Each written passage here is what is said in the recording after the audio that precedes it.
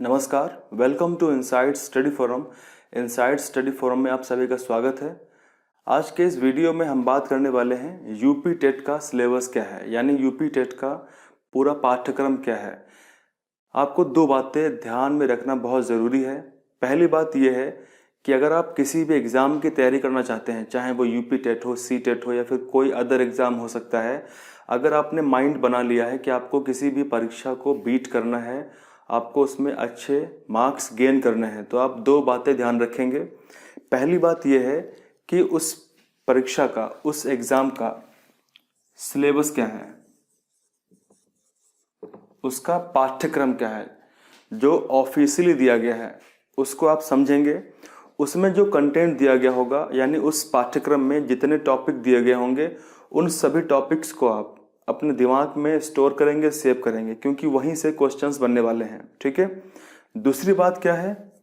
दूसरी बात यह है कि उस एग्ज़ाम से जुड़े हुए जितने भी प्रीवियस ईयर क्वेश्चंस आपको मिलेंगे वो आप सॉल्व करेंगे, और आप कोशिश करेंगे कि आप प्रैक्टिस क्वेश्चंस से बचें। यानी जो अलग अलग पब्लिकेशन जो होते हैं वो प्रैक्टिस क्वेश्चंस की बुक्स निकालते रहते हैं, आप कोशिश करेंगे कि उन बुक से आप बचें। क्योंकि अगर आपको एग्जामिनर का माइंडसेट पता करना है तो आपको एग्जैक्ट वही क्वेश्चंस पढ़ने चाहिए, वही क्वेश्चंस आपको सॉल्व करने चाहिए जो क्वेश्चंस एग्जाम में आ चुके हैं। अगर हम बात करें यूपी टेट के बारे में, तो यूपी टेट का आप पेपर उठाएंगे जो पूछे गए हैं प्रीवियस ईयर में, और आप उनको स्टडी करेंगे, उसको आप एनालाइज करेंगे। आप उनको सॉल्व नहीं करेंगे, सॉल्व तो करेंगे लेकिन पहले आप उनको एनालाइज करेंगे कि क्वेश्चंस जो पूछे गए हैं वो हमारे गिवन जो हमारा पाठ्यक्रम था उस पाठ्यक्रम में वो किस टॉपिक से क्वेश्चंस पूछे गए हैं। अगर आप ऐसा करेंगे तो आपको कई फ़ायदा होगा।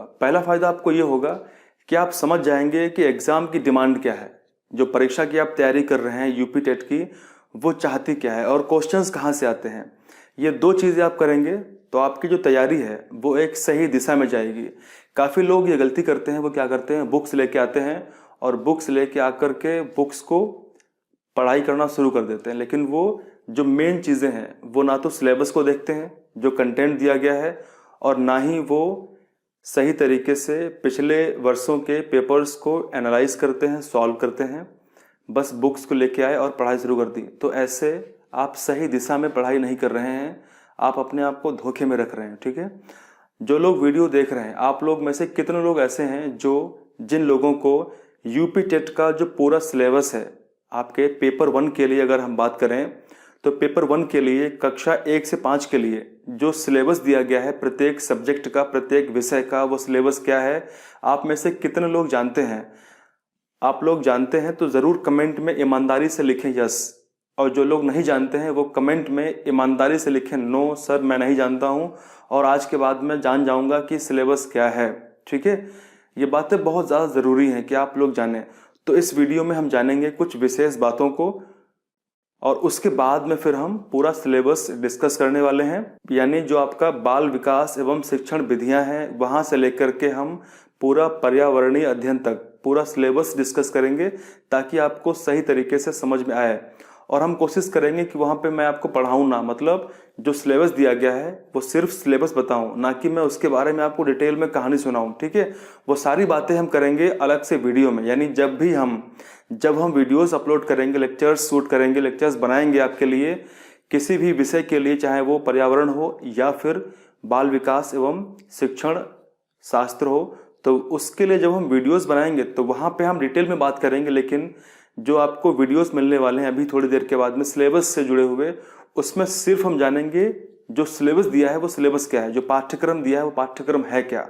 ठीक है। ताकि आपके दिमाग में वो टर्म्स, वो पॉइंट्स, वो टॉपिक्स जा पाएँ जो बहुत ज़रूरी है और जहाँ से क्वेश्चंस ज़रूर आते हैं। ठीक है। तो इस वीडियो में कुछ विशेष बातें जानते हैं। इस वीडियो में हम कुछ विशेष बातें जानेंगे। अगर आप यूपी टीईटी की तैयारी करना चाहते हैं तो सबसे पहले आपको ये वीडियो पूरा देखना होगा, क्योंकि इस वीडियो में हम बिल्कुल बेसिक बातें समझेंगे कि यूपी टीईटी की डिमांड क्या है, क्वेश्चंस कैसे आते हैं, सिलेबस क्या है उसका, और उसके बाद में हम स्टार्ट करेंगे यूपी टीईटी का पूरा सिलेबस, जिसमें आपको मैथ्स से लगा करके प्रत्येक विषय को सही तरीके से पढ़ाया जाएगा और क्वेश्चंस प्रैक्टिस कराए जाएंगे। तो स्टार्ट करते हैं वीडियो। तो सबसे पहले इसमें हम बात करेंगे यूपी टीईटी का जो एग्ज़ाम होता है उसकी संरचना क्या है और विषय वस्तु क्या है। ठीक है, बहुत ज़रूरी है। यूपी टीईटी में सभी प्रश्न एक सही उत्तर के साथ 4 विकल्प वाले बहुविकल्पी प्रश्न, जिनको हम एमसीक्यू कहते हैं, तो इस टाइप के क्वेश्चंस आते हैं। प्रत्येक प्रश्न जो है वो 1 अंक का होगा और इसमें सबसे बड़ी बात यह है कि इसमें नेगेटिव मार्किंग नहीं होती है। ठीक है, यूपी टीईटी के 2 पेपर होंगे, जैसे पेपर 1, पेपर 2। पेपर 1 में बात करेंगे, इसमें ऐसे व्यक्ति के लिए ये पेपर होगा जो कक्षा 1 से 5 तक के लिए शिक्षक बनना चाहते होंगे, यानी प्राथमिक स्तर की हम बात इसमें कर रहे हैं। उसके बाद पेपर 2 ऐसे व्यक्ति के लिए होगा जो कक्षा 6 से 8 तक के लिए शिक्षक बनना चाहते हैं, यानी उच्च प्राथमिक स्तर की इसमें हम बात कर रहे हैं। नेक्स्ट पॉइंट है, ऐसा व्यक्ति जो दोनों स्तर यानी कक्षा 1 से 5 और कक्षा 6 से 8 के लिए अगर वो पेपर देना चाहता है, शिक्षक बनना चाहता है, तो उसको दोनों पेपर 1 और 2 दोनों पेपर देने होंगे। तो सबसे पहले इसमें हम बात करेंगे प्रथम प्रश्न पत्र यानी प्राथमिक स्तर का कक्षा 1 से 5 के लिए कि कौन कौन से इसमें विषय हैं और इसमें समय कितना रहने वाला है। तो इसमें जो बेसिक बातें हैं वो हम समझेंगे। तो जैसा हम जानते हैं कि पेपर की जो अवधि है वो कितनी रहेगी, वो रहेगी 2.5 घंटे की, और 2.5 घंटे में आपको 150 क्वेश्चंस को सॉल्व करना होगा। ठीक है, अब यहाँ पे सबसे इम्पॉर्टेंट बात ये है कि इसके जो विषय वस्तु है वो बहुत ज़रूरी है आपको जानना। बाल विकास एवं शिक्षण विधि से 30 क्वेश्चंस आएंगे और 30 अंक के होंगे। भाषा प्रथम हिंदी रहेगी, इसमें भी 30 क्वेश्चंस होंगे और 30 अंक के होंगे। भाषा द्वितीय, यहाँ पे इंग्लिश या फिर उर्दू या संस्कृत, इसमें से कोई भी आप चूज़ कर सकते हैं अपनी सुविधा के अनुसार। ये भी 30 क्वेश्चंस आएंगे और 30 अंक के होंगे। गणित 30 क्वेश्चंस आएंगे, 30 अंक के होंगे। और पर्यावरणीय अध्ययन, इसमें 30 क्वेश्चंस आएंगे और 30 अंक के होंगे। तो टोटल क्वेश्चंस कितने होंगे? 150, और टोटल मार्क्स कितने होंगे? 150। तो ये आपको जानना बहुत ज़रूरी है। आगे आने वाले वीडियोस में हम विस्तार से बात करेंगे कि बाल विकास एवं शिक्षण विधि में आपको क्या पढ़ना है, यानी ऑफिशियल सिलेबस क्या है और कौन कौन सी बेस्ट बुक्स होंगी जिससे हम बाल विकास एवं शिक्षण शास्त्र तथा सभी प्रकार के विषयों को सही तरीके से पढ़ें। तो उस वीडियो में हम बात करने वाले हैं।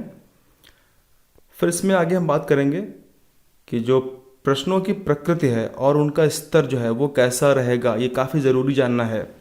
बहुत से ऐसे स्टूडेंट्स होते हैं कि वो बुक्स को स्टोर करते रखते हैं, अपने रूम को, स्टडी रूम को लाइब्रेरी में कन्वर्ट कर देते हैं, लेकिन वो कभी भी उन बुक्स को पढ़ते नहीं हैं। लेकिन ऐसा आप लोग नहीं करेंगे। ठीक है, आप लोग स्मार्ट प्लस हार्ड वर्क करेंगे, यानी केवल आप उन बुक्स को ही लेके आएंगे जिनको आपको 1 या 2 या 4-5 बार पढ़ना है। मतलब ऐसा नहीं करना है आप बुक्स लेके आए और आपने उसको 1-2 पेज पढ़ा और रख दिया और फिर नेक्स्ट बुक लेके आए, तो इसमें आपका लॉस होगा।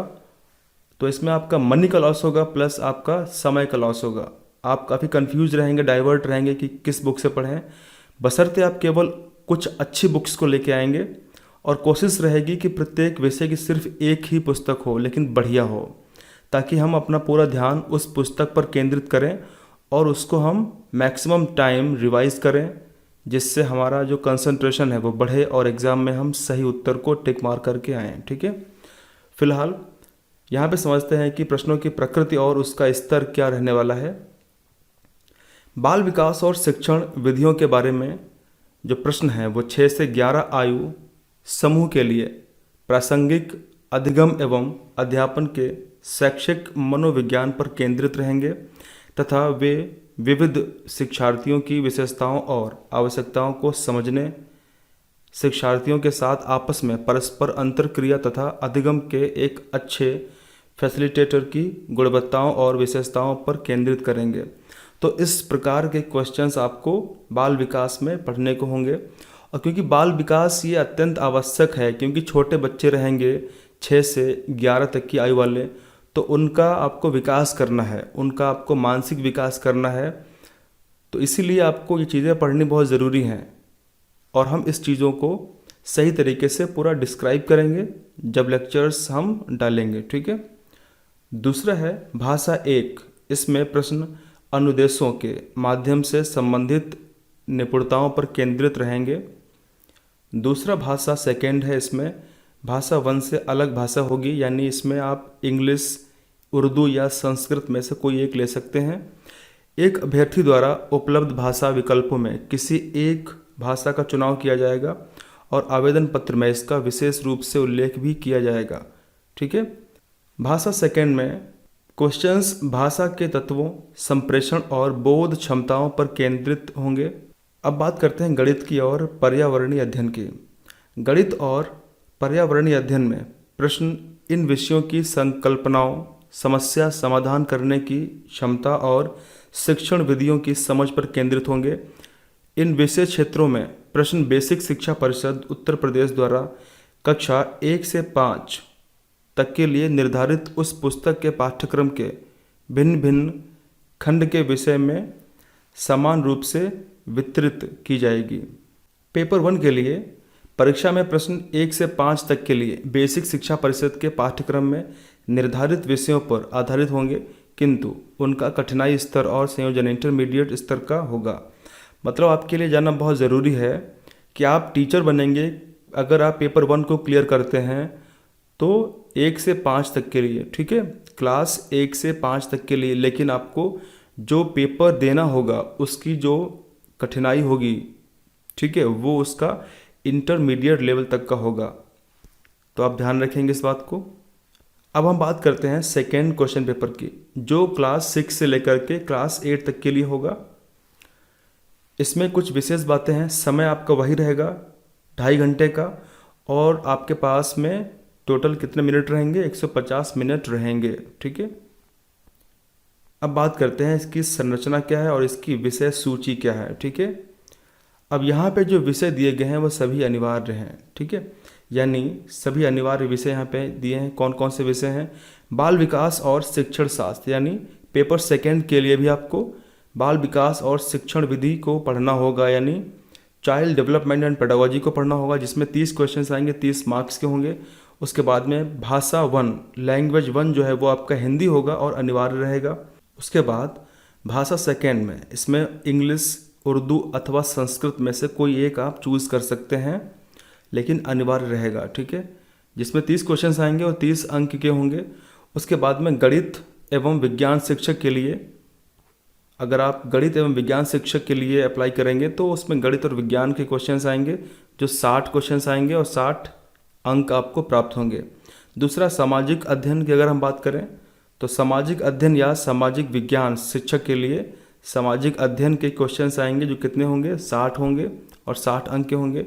अन्य किसी शिक्षक के लिए का अथवा खा कोई भी, ठीक है, तो सेम रहेगा प्रोसेस यहाँ पे।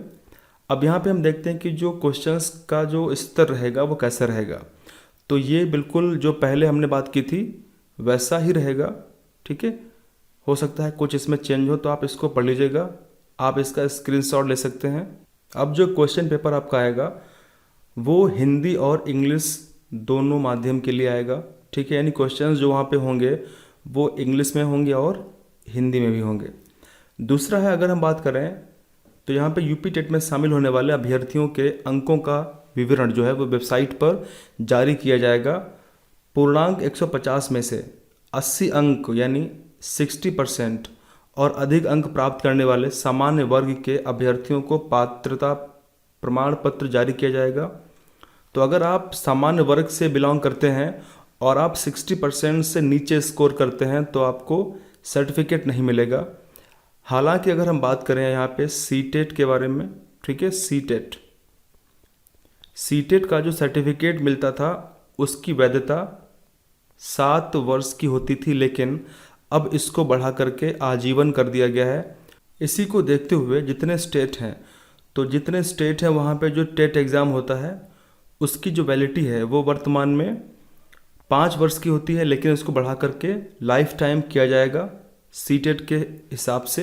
नेक्स्ट पॉइंट, यूपी टेट में अर्हता प्राप्त करने से किसी व्यक्ति का भर्ती रोजगार के लिए अधिकार नहीं होगा, ठीक है, यानी आपके पास अगर सर्टिफिकेट मिल गया है तो इसका मतलब ये नहीं है कि आपको भर्ती या रोजगार दे दिया जाएगा, क्योंकि यह नियुक्ति के लिए केवल पात्रता मानदंडों में से एक है। ठीक है,